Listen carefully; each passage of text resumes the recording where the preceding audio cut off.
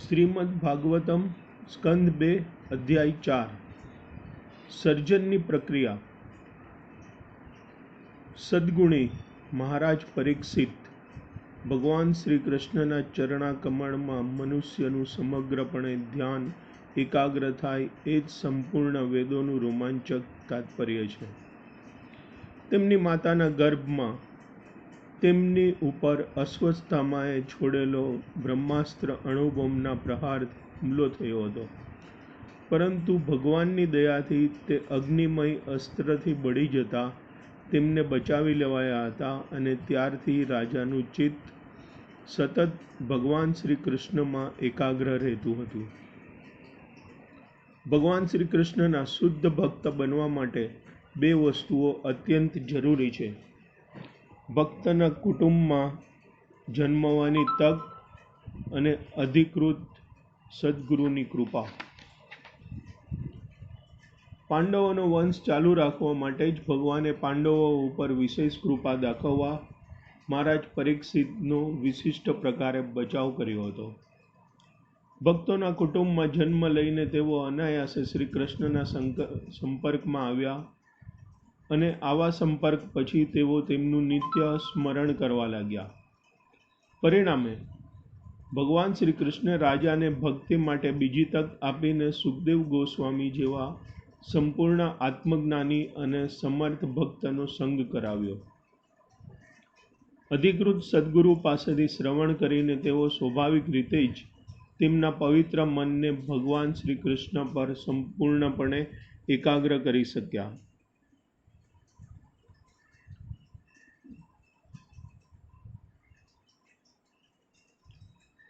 શ્રી કૃષ્ણની ભક્તિ એટલે ભૌતિક બંધનનો અભાવ। ભગવત કૃપાથી તેઓ સર્વ ભૌતિક સંબંધોના સંસર્ગથી છૂટી શક્યા હતા। શ્રી કૃષ્ણ પ્રત્યેના તેમના સ્વાભાવિક પ્રેમને કારણે ભગવાનના ભક્ત તરીકે મહારાજ પરીક્ષિત સદા ભગવાનના વતી જ સર્વ રાજ્ય કારભાર ચલાવતા હતા। ભગવાનનો ભક્ત ઘર ઉપયોગી સાધન સરંજામ અને પોતાની માલિકીનો કદી માનતો નથી, પરંતુ ભગવાનની સેવા અર્થે એકે એક વસ્તુનું સમર્પણ કરે છે। તે દ્વારા જીવાત્માઓ ભક્તની સંભાળમાં લઈને ભક્ત માલિકની વ્યવસ્થા દ્વારા ભાગવત પ્રાપ્તિની તક મેળવે છે। પરમ પુરુષ ભગવાન શ્રી કૃષ્ણ વાસુદેવ જે સર્વસ્વ છે, હે દીનબંધુ, મારું જે કંઈ કરવું હોય તે કરો, મારા પર કૃપા કરો। ચાતક પક્ષી હર હંમેશ મેઘની યાચના જ કર્યા કરે છે, પછી ભલે ને તે વરસાદ વરસાવે કે વીજળીનો કડાકો કરે। ભગવાન શ્રી કૃષ્ણ નું સદા સર્વતો સમર્પણ સ્મરણ કરીને મારા સઘળા પાપ કર્મો જનિત ફળોમાંથી મુક્ત થઈ જવાનો મેં નિશ્ચય કર્યો છે। પૂરતું છે તો પછી બીજા પ્રયાસોની શું જરૂર છે? પરમેશ્વર વિષ્ણુને શરણે જવું એ જીવનનો વાસ્તવિક લાભ છે અને તે પરમ સત્ય છે।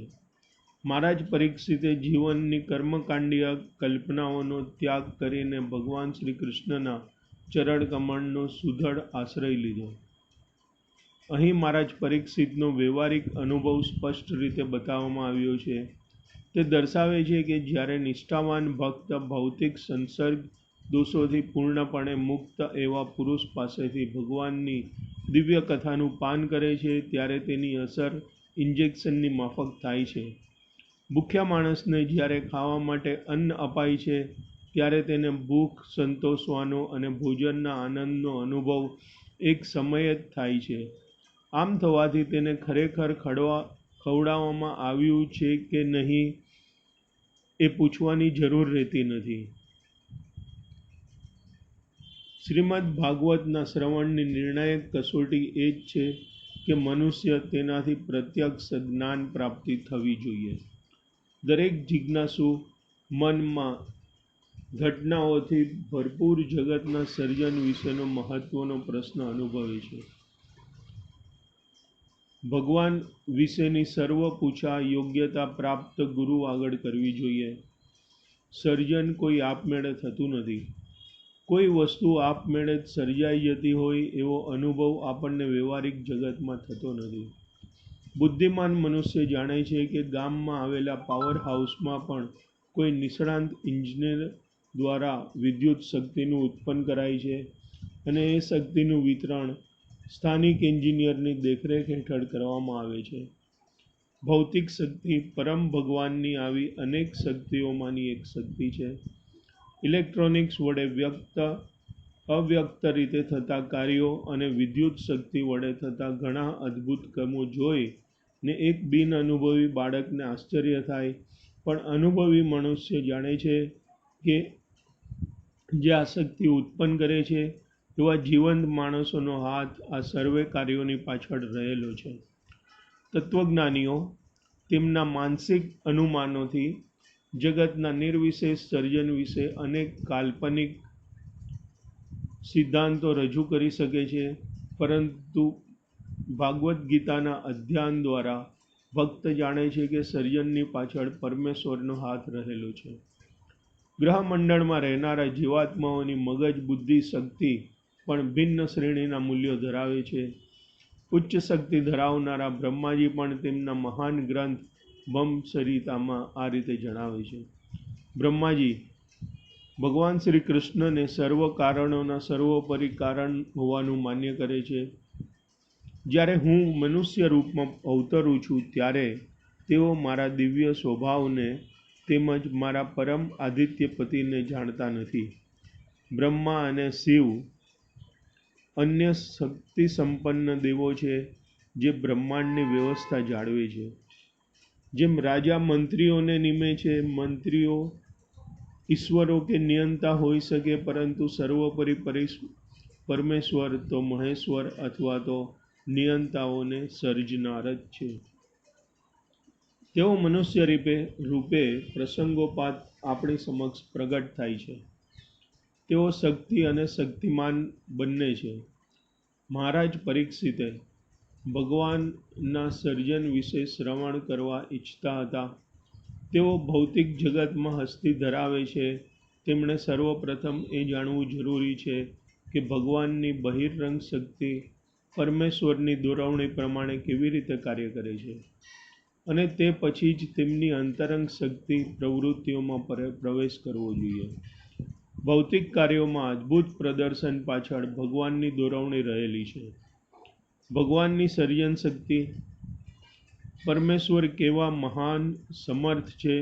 ભગવાન શ્રી કૃષ્ણને અન્ય ઘણા દેવીઓમાંના જેવા એક માની લેવાની કે તે એક ઐતિહાસિક પુરુષ હોવાની કે કલ્પના માત્ર હોવાની ભૂલ થવાનો સંભવ છે.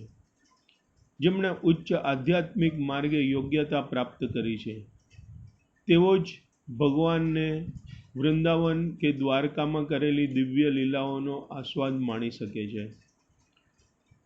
એક પરમેશ્વર તે અન્ય અસંખ્ય જીવાત્માઓનું પાલન કરે છે. અંતરંગ, બહિરંગ, તટસ્થ એવી પોતાની 3 મુખ્ય શક્તિઓ દ્વારા આ પાલન કરે છે. જીવાત્માઓ તેમની તટસ્થ શક્તિ છે. બ્રહ્મા વિશ્વાસપાત્ર હોવાને લીધે સર્જન કરવાનું કાર્ય તેમને સોંપવામાં આવ્યું છે અને તેમને સર્જન કાર્ય કરવાની પ્રેરણા ભગવાન આપે છે. એક જ ભગવાન પોતાને અનેક રૂપોમાં પ્રગટ કરે છે. એ રીતે તેમનામાં બધું વૈવિધ્ય છે અને સમસ્ત વિવિધતાઓમાં એ રહે છે. આવા અસંખ્ય બ્રહ્માંડો છે અને એ બધા મળીને સર્જાયેલું પ્રાકૃતિક જગત છે. આ પ્રાકૃતિક જગત કેવળ એક અંશ માત્ર છે. ભગવાન પ્રથમ સર્જન કરે છે અને પછી તે આટોપી લે છે. આ કાર્ય માત્ર પ્રાકૃતિક જગતને લાગુ થાય છે. વૈકુંઠ લોક તો ન સર્જાય છે કે ન તેનો વિનાશ થાય છે. તે સનાતન છે ને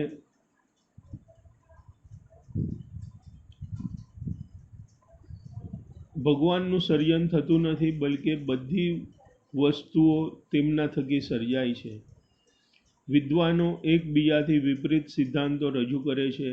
સર્જાયેલા જગતના એક અંશ એવા વિશિષ્ટ બ્રહ્માંડ વિશે પણ તેમને જ્ઞાન નથી. આ સીમિત આકાશ એટલે દૂર સુધી વિસ્તરાયેલું છે. કેટલા નક્ષત્ર તથા ગ્રહલોક કે અનંત ગ્રહલોકમાં કેવી પરિસ્થિતિ હોય છે. આધુનિક વિજ્ઞાનો અને વૈજ્ઞાનિકો આ બધા વિશે અધૂરું જ્ઞાન ધરાવે છે. બ્રહ્માંડમાં આવા અસંખ્ય ગ્રહલોક હોવા જોઈએ કે જ્યાં વિચારશીલ પ્રાણી નિવાસ કરતા હોય. એમ પણ શક્ય છે કે આવા ગ્રહ પર પૃથ્વીના જેવું જ બીજું જીવન મોરી રહ્યું હોય. બ્રહ્માંડમાંના અસંખ્ય ગ્રહોમાં દરેકને વિશિષ્ટ પ્રકારનું વાતાવરણ આપવામાં આવ્યું છે. મહારાજ પરીક્ષિત એક મહાન સમ્રાટ, પાંડવોના વંશજ તથા ભગવાન શ્રી કૃષ્ણના મહાન ભક્ત હતા. તેથી જગતની ઉત્પત્તિ વિશે તેમને ઘણું ખરું જ્ઞાન હતું જ, પરંતુ એટલું જ્ઞાન પૂરતું ન હતું. ભગવાન અનંત છે અને તેમના કાર્યો અપાર છે. કોઈ પણ જીવ એટલે સુધી કે બ્રહ્માંડના સૌથી પૂર્ણ જીવાત્મા બ્રહ્મા સુદ્ધા અનંતના વિષયોમાં પૂરું જાણી લેવાની કલ્પના પણ કરી શકે નહીં. પરમ સત્ય ગોવિંદ ભગવાન એક અને અદ્વિતીય છે. તેઓ પોતાને અસંખ્ય રૂપોમાં પ્રગટ કરે છે. તેમના શુદ્ધ ભક્તો તેમનો સહજ સાક્ષાત્કાર કરી શકે છે. ભગવાનના વિવિધ રૂપો સમાન શક્તિ ધરાવતા દીવા જેવા છે, જે એક જ દીપકથી પ્રગટે છે. આ જ ભગવાનની દિવ્ય શક્તિ છે. તે એવા સંપૂર્ણ છે કે સંપૂર્ણ સત્તા જગત તેમનાથી ઉદ્ભવે છે. તેમ છતાં તેઓ જેવા છે તેવા પૂર્ણ જ રહે છે. તેઓ હંમેશા એક સત્ય છે. ભગવાન દુન્નયી પંડિતો, તત્વજ્ઞાનીઓ કે વૈજ્ઞાનિકોની ધારણાથી સર્વથા પર છે. તેઓ શુદ્ધ ભક્ત દ્વારા સહેજપણે પામી શકાય છે. જ્યારે કોઈ શુદ્ધ જ્ઞાનવસ્થા પસાર કરીને ભગવાનની ભક્તિમાં લીન થાય છે, ત્યારે જ તે ભગવાનની વાસ્તવિક પ્રકૃતિને સમજી શકે છે. મનુષ્યએ ભગવાનના શુદ્ધ મુક્ત ભક્ત બનવું જોઈએ, તો જ તે ભક્તિના બળે ભગવાનને જાણી શકે છે. ભગવાનનો સમર્થ ભક્ત ભગવાનથી પણ વધુ શક્તિ સંપન્ન હોય છે. ભગવાન શ્રી રામચંદ્ર હિન્દી મહાસાગર ઉપર પુલ બાંધીને લંકાદ્વીપ પહોંચવાનો પ્રયત્ન કરી રહ્યા છે, પરંતુ તેમના અનન્ય ભક્ત હનુમાનજી કૂદકો મારીને સાગર પાર કરી ગયા હતા. ભગવાને દુર્વાસા મુનિનું રક્ષણ કરવામાં પોતાની અશક્તિ જણાવી હતી.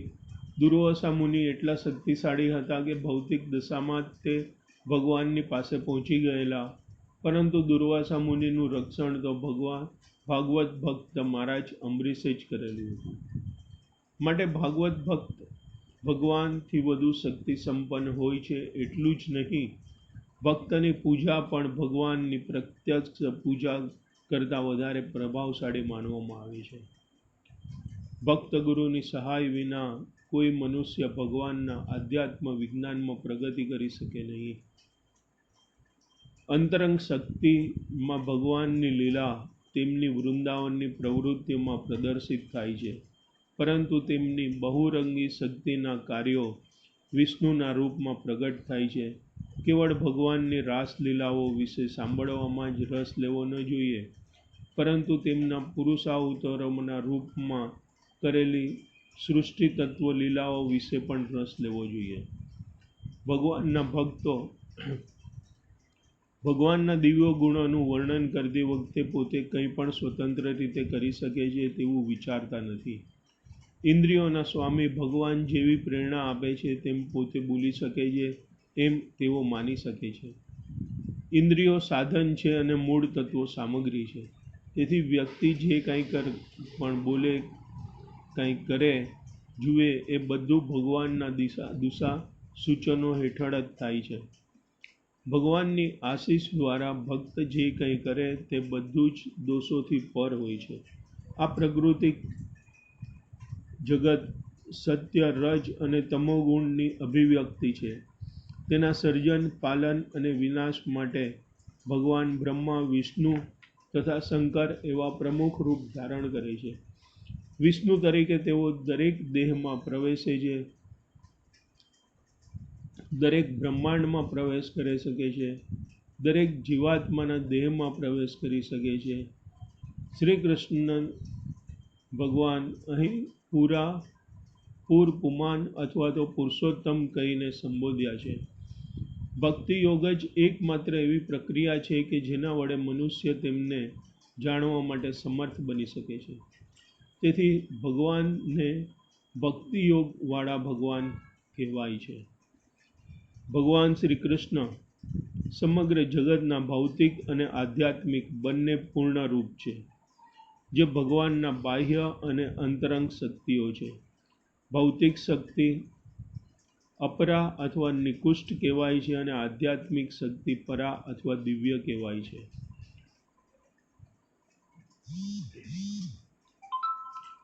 તે તો પૂર્ણ બ્રહ્મ છે. બ્રહ્મ તો દિવ્ય દેહના કિરણો માત્ર છે. વેદોના આદેશોનું પાલન કરનાર પવિત્ર આત્માઓ ભગવાનને બહુ પ્રિય છે, તેથી તેઓ તેમની રક્ષા કરે છે. જેમની ઉપર ભગવાનની વિશેષ કૃપા હોય છે તેવા કેટલાકનો ભગવાન સ્વયં સંહાર કરે છે, જેવા કે રાવણ, હિરણ્યકશિપુ, કંસ. આમ અસુરી મુક્તિ પામે છે. ભગવાન એક દયાળુ પિતાની જેમ બધા પ્રત્યે કરુણામય રહે છે.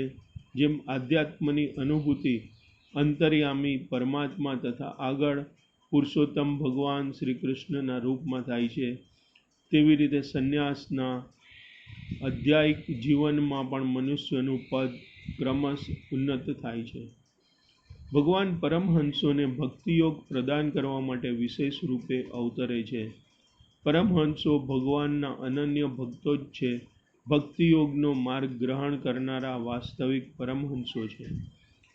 ભગવાન સૌની ઉપર અત્યંત દયાળુ રહેતા હોવાથી જે માયાવાદીઓ ભગવાનની નિરાકાર બ્રહ્મજ્યોતિમાં વિલીન થવા માટે સાધનરૂપ ભક્તિ ગ્રહણ કરે છે, તેમને પણ તેમની મનોવાંછિત ગતિ પ્રાપ્ત થાય છે. પરમહંસોની બે શ્રેણી છે, બ્રહ્માનંદી અને પ્રેમાનંદી. પ્રેમાનંદી વિશેષ ભાગ્યશાળી છે. ભગવાન શ્રી કૃષ્ણની દિવ્ય અભિવ્યક્તિઓની બે બાજુ છે. શુદ્ધ ભક્તો માટે તેઓ નિત્ય સખા છે.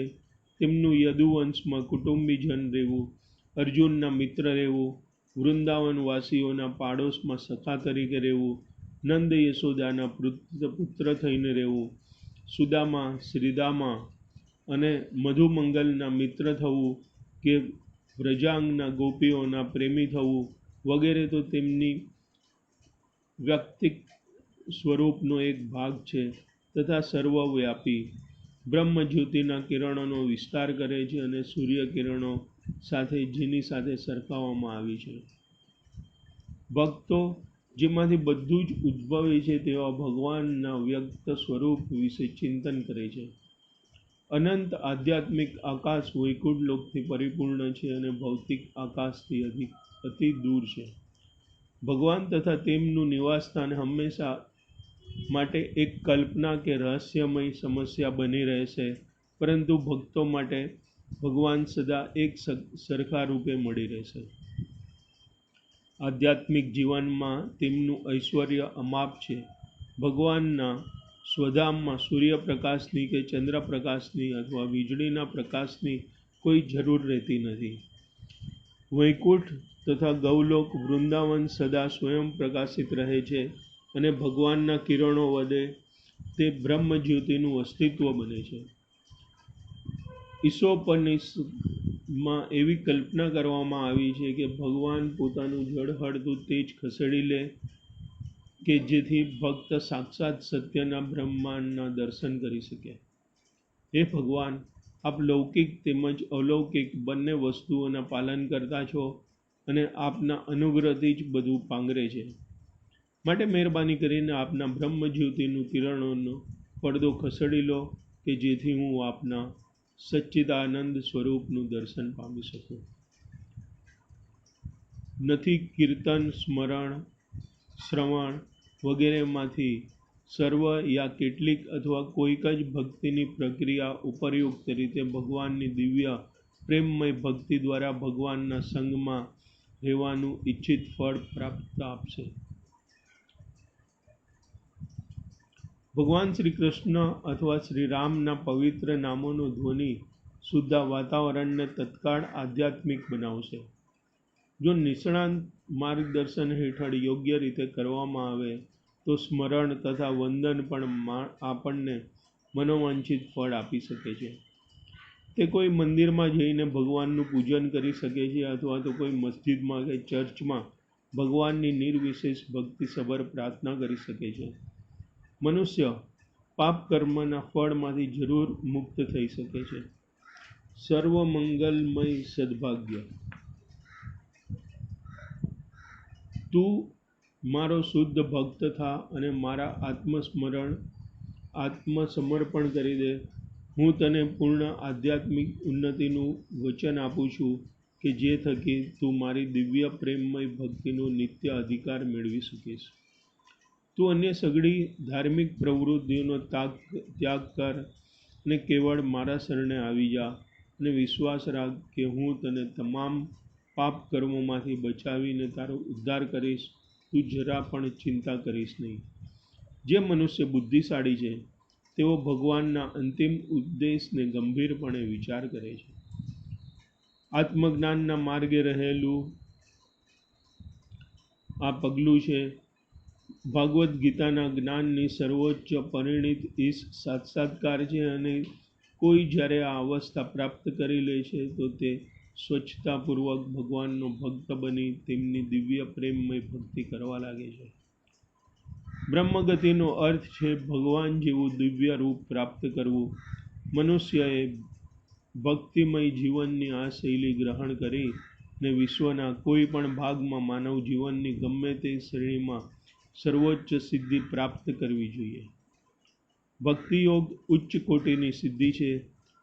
પ્રમાણિક ગુરુના નિર્દેશન હેઠળ કીર્તિમય સ્મરણમાં જેવી સરળ પદ્ધતિ અપનાવીને કોઈ પણ જાતની મુશ્કેલી વિના સર્વોચ્ચ સિદ્ધિ પ્રાપ્ત કરવાનો પ્રયત્ન કરવો જોઈએ. વિદ્યામાં પ્રગતિ, દાનશીલ વૃત્તિ, રાજનૈતિક, સામાજિક કે ધાર્મિક નેતૃત્વ, તાત્વિક ચિંતન, યોગાભ્યાસ, વૈદિક અનુષ્ઠાનમાં નિપુણતા અને મનુષ્યના એવા ઉત્તમ ગુણો તેને સિદ્ધ પ્રાપ્ત કરવામાં જ્યારે સહાયક બને છે જ્યારે તેમનો ઉપયોગ ભાગવત સેવામાં થાય છે. ઈશ્વરવિહીન માનવીય સભ્યતાના ચતુર નેતાગણ જ્યાં સુધી ભાગવત ભાવનામય કાર્ય ન કરે ત્યાં સુધી કેળવણી વિષયક ઉન્નતિ અથવા તો આર્થિક વિકાસના વિશિષ્ટ પ્રયાસોમાં તે સફળ થશે નહીં. બ્રાહ્મણ સંસ્કૃતિનો ત્યાગ કરવાને કારણે તેમનો મલેચ્છ નામનો ઉપયોગ કરવામાં આવ્યો છે. જેવી રીતે ઇસ્લામ ધર્મને નહીં અનુસરનારા કાફિર કહેવાય છે અને ખ્રિસ્તી ધર્મને ન માનનારા હિધન કહેવાય છે, એ રીતે બ્રાહ્મણ સંસ્કૃતિનો ત્યાગ કરનારા મલેચ્છ કહેવાય છે. ભક્તોને કેવળ એટલો જ રસ હોય છે કે સામાન્ય લોકો રાજનૈતિક પ્રચારથી ગેરમાર્ગે ન દોરાય. જો રાજકારણીઓ ભક્તો પાસેથી માર્ગદર્શન મેળવે તો ભક્તોના શુદ્ધિકરણ આંદોલનથી વિશ્વની પરિસ્થિતિમાં એક મહાન પરિવર્તન જરૂર આવશે. કેવળ ભગવાનના પવિત્ર નામનો મહિમા ગાવાથી એક પ્રચંડ હૃદય પરિવર્તન થઈ શકે છે. ભગવાનના શુદ્ધ ભક્ત થવામાં કોઈને રોકટોક નથી. અધમ મનુષ્ય, શૂદ્રો, વૈશ્યોને સુદ્ધા ભક્ત થવાથી દરેક જણ ભાગવત ધામમાં જવાને પાત્ર બને છે. જેણે કૃષ્ણના આધ્યાત્મિક શાસ્ત્રનું ભાગવદ્ ગીતા તથા શ્રીમદ ભાગવતમ નું સંપૂર્ણ જ્ઞાન મેળવ્યું હોય, દુનિયાના ગમે તે ભાગમાં કોઈ પણ મનુષ્ય જો કૃષ્ણ વિજ્ઞાનમાં સુમાહિતગાર થાય તો તે શુદ્ધ ભક્ત બને છે અને હૃદય પરિવર્તન દ્વારા તેમનો ઉદ્ધાર કરી શકે છે. વૈષ્ણવોના તેના જન્મના આધારે કદી સ્વીકારવો જોઈએ નહીં. મનુષ્ય મંદિરમાં પૂજતા ભગવાનને એક મૂર્તિ ન સમજે અને સદગુરુને એક સાધારણ માણસ ન સમજે, ને કોઈ વૈષ્ણવ કોઈ જાતિનો ન ગણે. તાત્પર્ય એ છે કે ભગવાન સર્વસમર્થ હોવાથી ગમે તેવા સંજોગોમાં દુનિયાના કોઈ પણ ભાગમાંથી કોઈ પણ મનુષ્યને સ્વયં પોતાને અથવા તો સાચા આવિર્ભાવ રૂપ સદગુરુ દ્વારા ગ્રહણ કરી શકે છે. શ્રી ચૈતન્ય મહાપ્રભુએ અન્ય જાતિઓમાંથી ઘણા ભક્તો સ્વીકાર્યા હતા અને આપણને બોધ આપવા સારું જાહેર કરેલું કે પોતે કોઈ જ્ઞાત જાતના સામાજિક વર્ગના છેદ નહીં, પરંતુ વૃંદાવનના ગોપીજન વલ્લભ ભગવાનના દાસાનું દાસ છે. આત્મ સાક્ષાત્કારનો આ જ માર્ગ છે. પરમેશ્વરની પૂર્ણ અનુભૂતિ માત્ર ભક્તોને જ થાય છે, કારણ કે તેઓ સમસ્ત છળ કપટથી દૂર રહે છે. તેમને કર્મી, જ્ઞાની, યોગી કે ભાગવત ભક્ત તરીકે શ્રેણીબદ્ધ કરવામાં આવે છે. આવા યોગીજન સૂક્ષ્મથી અતિ સૂક્ષ્મ થવાથી, ભારેથી અત્યંત ભારે થવાની, ઈચ્છિત વસ્તુ પ્રાપ્ત કરવાની, બધા પર નિયંત્રણ કરવાની, ઈચ્છા અનુસાર વસ્તુઓ ઉત્પન્ન કરવાની વગેરેની ઈચ્છા કરે છે. આ બધી સમર્થ યોગી શક્તિઓ છે, પરંતુ ભાગવત ભક્ત આત્મસંતોષ માટે આવી કોઈ વસ્તુની ઈચ્છા રાખતો નથી. તે તો માત્ર ભગવાનની સેવા કરવાની જ ઈચ્છા રાખે છે.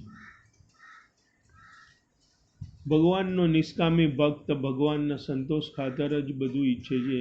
તે ભગવાનના આદેશો પર સંપૂર્ણ આધાર રાખે છે અને ભગવાનના સંતોષ માટે પોતાનું કર્તવ્ય અદા કરવા માટે સદા તત્પર રહે છે. શરૂઆતમાં અર્જુને પોતે આત્મતુષ્ટિ ઈચ્છતો હોય એ રીતે પોતાની રજૂઆત કરી, કેમ કે કુરુક્ષેત્રના યુદ્ધમાં તેને લડવાની ઈચ્છા ન હતી, પરંતુ તે નિષ્કામ કામ કરવા માટે ભગવાને ભગવદ્ ગીતાનો ઉપદેશ આપ્યો હતો. ભક્ત તો પૂર્ણપણે શાંત હોય છે, કારણ કે તેને પોતાને માટે કશું જોઈતું નથી. તે તો ભગવાનની ઈચ્છા પૂરી કરવા માટે સદાય તત્પર રહે છે. અંતે તો નિષ્કપટ ભક્તો જ તેમને પામે છે. ભક્તિ પર વિશેષ ભાર મૂક્યો છે. જ્યારે ભગવાન આ પૃથ્વી ઉપર પ્રગટ થાય છે, ત્યારે તેઓ શક્તિની પ્રવૃત્તિઓનું આંશિક પ્રદર્શન વિષય જીવનની પાછળ દોડનારા સંસ્કારી લોકોને આસ્વાદન કરાવવા ખાતર કરે છે. જીવનમાં સર્વોચ્ચ લાભ મેળવવા માટે વૈદિક કર્મકાંડના વિભિન્ન પ્રકારના યજ્ઞો કરવા માટે સૂક્તો છે. માટે યજ્ઞો કરવાથી જે વરદાન પ્રાપ્ત થાય છે તે છેવટે તો લક્ષ્મી દેવીનો અનુગ્રહ છે, અને લક્ષ્મી દેવીના પ્રિય હોવાથી તે કારણે ભગવાન સમસ્ત યજ્ઞોના સ્વામી પણ છે. તે બધા પ્રકારના યજ્ઞોના અંતિમ ભોગતા છે, અને તેથી વિષ્ણુનું બીજું નામ યજ્ઞપતિ પણ છે. ભાગવત ભક્તો ખરેખર જાણે છે કે તે ભગવાન શ્રી કૃષ્ણ જ તમામ યજ્ઞ અનુષ્ઠાનના પરમ ભોગતા છે. માટે તેઓ કળિયુગમાં વિશેષતઃ પ્રસ્તુત એવા સંકિંતર યજ્ઞ કરે છે. કળિયુગમાં અન્ય પ્રકારના યજ્ઞ કરવાનું શક્ય નથી, કારણ કે પૂરતી ગોઠવણ થઈ શકતી નથી અને તજજ્ઞ પુરોહિતો પણ મળતા નથી. બ્રહ્માએ બ્રહ્માંડના બદ્ધ જીવોને પુનર્જન્મ આપ્યા પછી તેમને યજ્ઞો સંપન્ન કરવાનો તથા સમૃદ્ધ જીવન વ્યતીત કરવાનો ઉપદેશ આપ્યો હતો. તેમને દિવ્ય જીવનમાં સ્વાભાવિક બઢતી પ્રાપ્ત થશે, અને જીવાત્માનું અસલ સ્વરૂપ છે. યજ્ઞપતિ ભગવાનને પ્રસન્ન કરવા એ જ આવા બધા યજ્ઞોનો ઉદ્દેશ છે. પરમેશ્વર અસંખ્ય જીવોના અગ્રણી છે. જીવોને પૂર્વકર્મ અનુસાર પ્રમાણસર બુદ્ધિ આપવામાં આવે છે. બધા જીવોને સમાન કક્ષાની બુદ્ધિમત્તા આપવામાં આવતી નથી, કારણ કે બુદ્ધિના આવા વિકાસ પાછળ ભગવાનનું નિયંત્રણ હોય છે. ભગવાન બુદ્ધિના સ્વામી છે. બધા જીવો ભૌતિક દુનિયાના માલિકો થવાની ઝંખના રાખે છે. દરેક મનુષ્ય તેમની સર્વોચ્ચ બુદ્ધિમત્તાને યોજીને ભૌતિક પ્રવૃત્તિઓ ઉપર સ્વામિત્વ ધરાવવાનો પ્રયત્ન કરે છે. પરિણામે સંપૂર્ણ સ્વતંત્રતાભર્યું બંધન જીવન પ્રાપ્ત કરવાને બદલે જીવ વારંવાર ભૌતિક દેહના દેહાંતરમાં ફંદાઈ જાય છે. જીવ ભગવાનના નિયંત્રણ હેઠળ આ ભૌતિક સર્જનમાં અંશ ભોગવી શકે છે. વિશ્વપતિએ બક્ષેલી વસ્તુઓથી મનુષ્યએ સંતુષ્ટ રહેવું જોઈએ. ભગવાન શ્રી કૃષ્ણ જ સર્વસ્વ છે.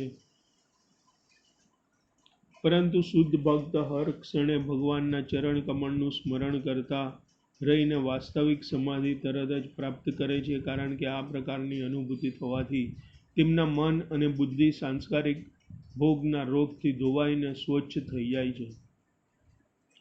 શુદ્ધ ભક્ત ભાગવત કૃપાથી ભૌતિક ભોગ પ્રત્યે તમામ આકર્ષણોથી રહિત થઈ જાય છે અને મલિનતાથી દૂર રહેવા માટે તે નિરંતર ભગવાનના ચરણ કમળનું ચિંતન કરતો રહે છે.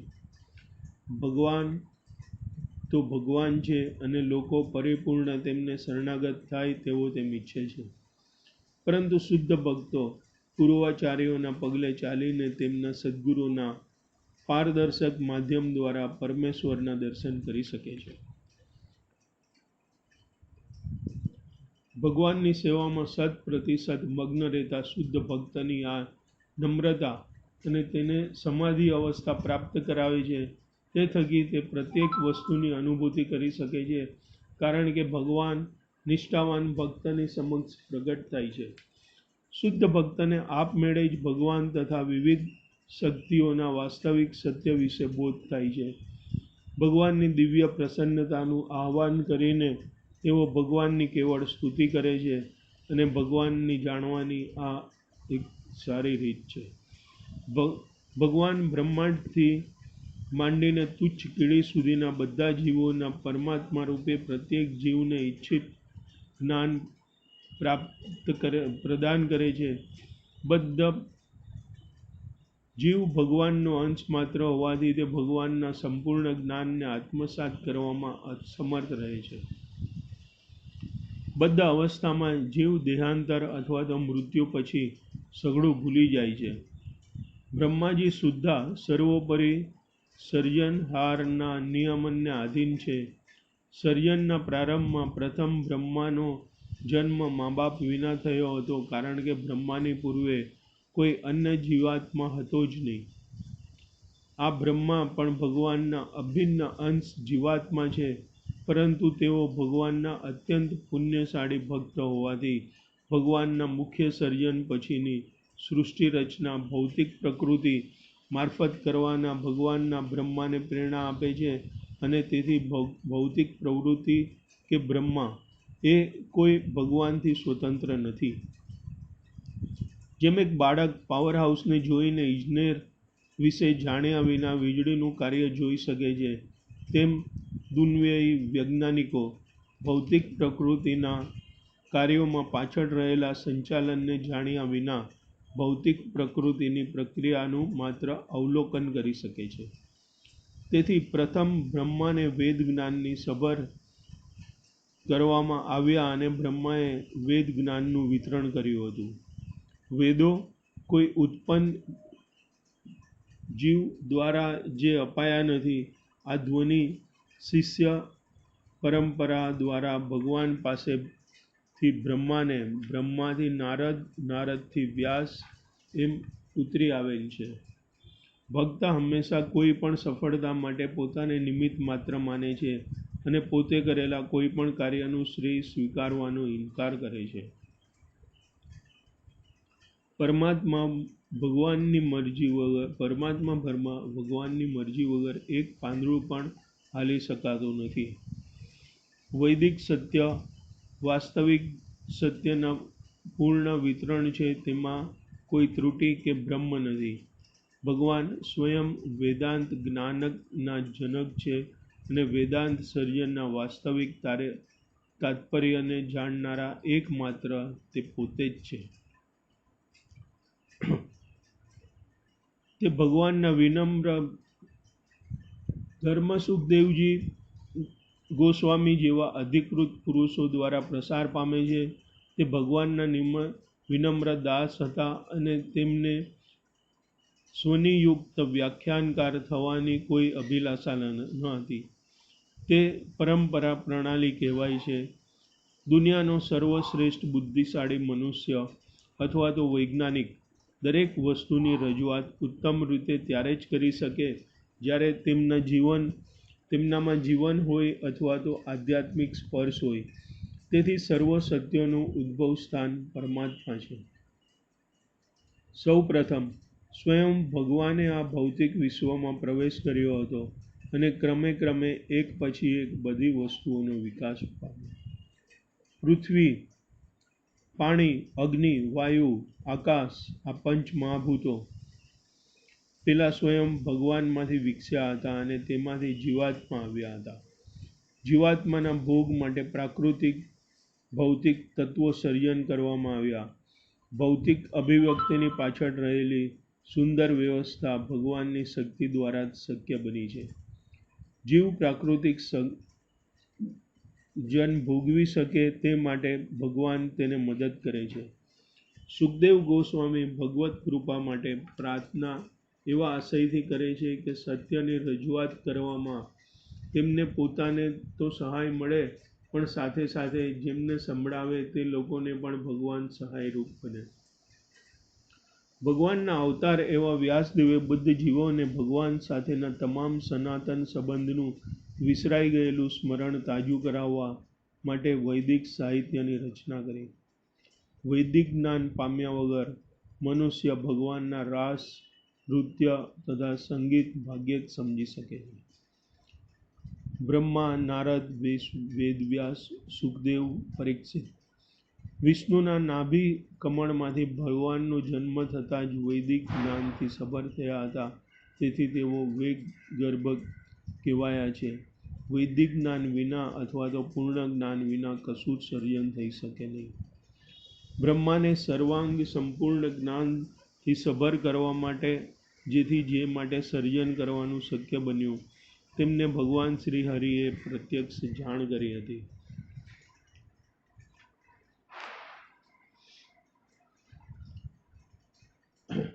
આ રીતે શ્રીમદ ભાગવતના દ્વિતીય સ્કંદના સર્જનની પ્રક્રિયા નામના ચોથા અધ્યાય પરના ભક્તિ વેદાંત ભાવ પૂર્ણ થાય છે. શ્રી કૃષ્ણ કનૈયા લાલ કી જય. જય શ્રી કૃષ્ણ.